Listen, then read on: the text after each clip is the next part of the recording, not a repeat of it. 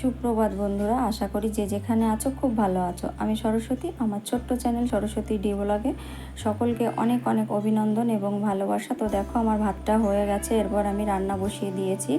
তো আমি এখানে ইঁচড় রান্না করছি, তার জন্য আমি এখানে টমেটো, আদা, জিরে, লঙ্কা সব একসাথে পেস্ট করে আমি কড়াইতে তেল দিয়ে দিয়েছি আর দিয়ে দিয়েছি জিরে ফোড়ন, দিয়ে আমি মশলাটাকে ঢেলে দিয়েছি। এবার মশলাটাকে আমি সুন্দর করে কষিয়ে নেব।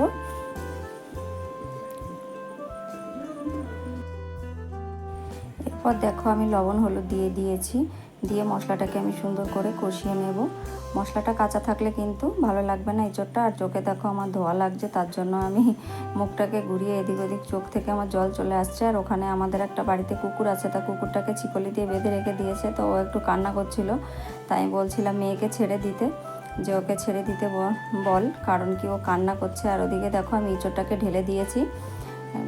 তো ঢেলে দিয়ে আমি এঁচোড়টাকে কষিয়ে নিলাম। এরপর আমি ওর ভিতরে আমি দিয়ে দেবো সামান্য একটু মিষ্টি, যেহেতু নিরামিষ রান্না করছি, একটু মিষ্টি না দিলে ভালো লাগবে না।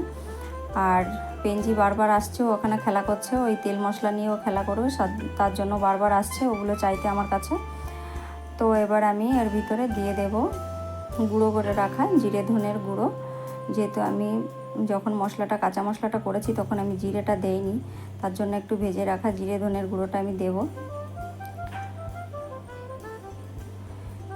দিয়ে আমি আর একটু কষিয়ে নেব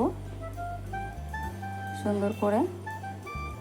এঁচোড় কিন্তু আমার নিরামিষ রান্না করলেই বেশি ভালো লাগে, তার জন্য আমি বেশিরভাগ সময় নিরামিষই রান্না করি।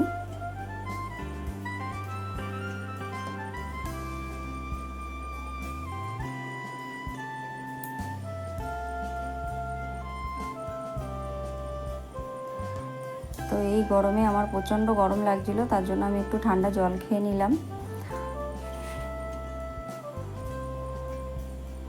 তো এখানে পাশের বাড়ি দিদি চলে এসছে পাট শাক নিয়ে আমাকে দিতে।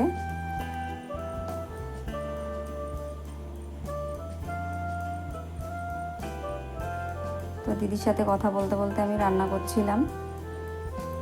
তো ওদিকে আমার এঁচোড়টা কিন্তু হয়ে গেছে, এরপর আমি এঁচোড়টাকে নামিয়ে নেব।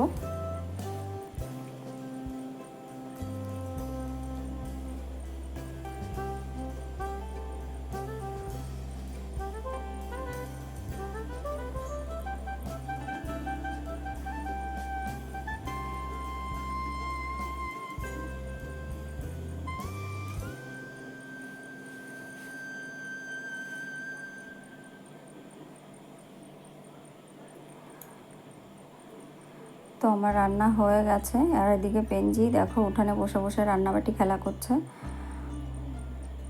ও বারবার যাচ্ছিল আমার কাছে তেল মশলা চাইতে। এখানে গণেশ ঠাকুরকে বসিয়েছে আর হাঁড়ি কড়াই নিয়ে বসে গেছে খেলা করতে। আর এদিকে দেখো আমি রান্না করে নিয়েছি, আম দিয়ে জল টক করেছি। আর এদিকে কচুর ভর্তা, মান কচুর, আর এখানে এঁচোড়টা রান্না করেছি। এই গরমে আর বেশি কিছু ভালো লাগছিল না, তো আমি আর বেশি কিছু করলাম না। আর এদিকে দেখো ভাত করে নিয়েছি। তো আজকে কিন্তু আমার একটা কেকের অর্ডার ছিল, তার জন্য সেই কেকটা তৈরি করার জন্য এখানে দেখো আমি প্রেমিক্স নিয়ে নিয়েছি।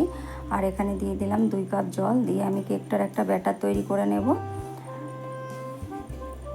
আমি বাড়িতে কিন্তু টুকটাক কেক তৈরি করি, ছোটো মোটো অর্ডার আমার কাছে আসে, তার জন্য আমি কেক তৈরি করি বাড়িতে। তো এই যে আমি ব্যাটারটাকে তৈরি করে নিয়েছি। 2 পাউন্ডের একটা কেকের অর্ডার ছিল আমার। তো যে কেকটা আমার হয়ে গেছে, আমি কেকটা তৈরি করার দেখালাম না। তো কেকটাকে আমি এখন ডেকোরেশন করে নেব।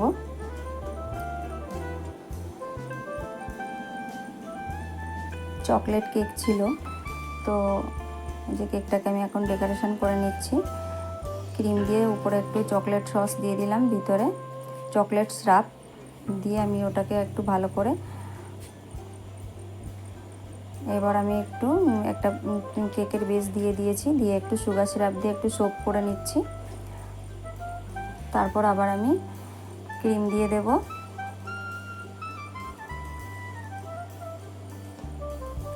তো সব কাজের ফাঁকেও কিন্তু আমি এরকম কেকের অর্ডার নিই, কেক তৈরি করি বাড়িতে।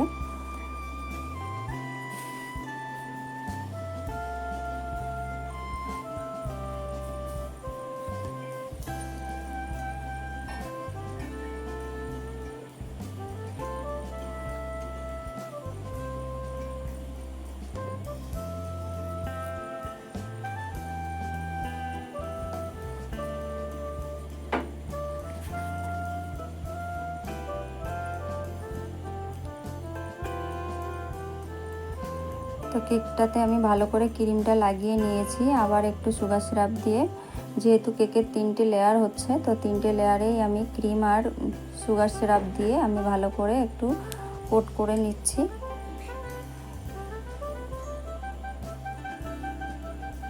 এরপর আমি লাস্টের বেসটা দিয়ে দিলাম, দিয়ে আমি ক্রিম দিয়ে ভালো করে, এবার আমি দিয়ে দেব চকলেট, মেল্টেড চকলেটটাকে আমি মেল্ট করে নিয়েছি। তো এটা দিয়ে আমি চকলেটটা মানে কেকটাকে ভালো করে কভার করে নেব।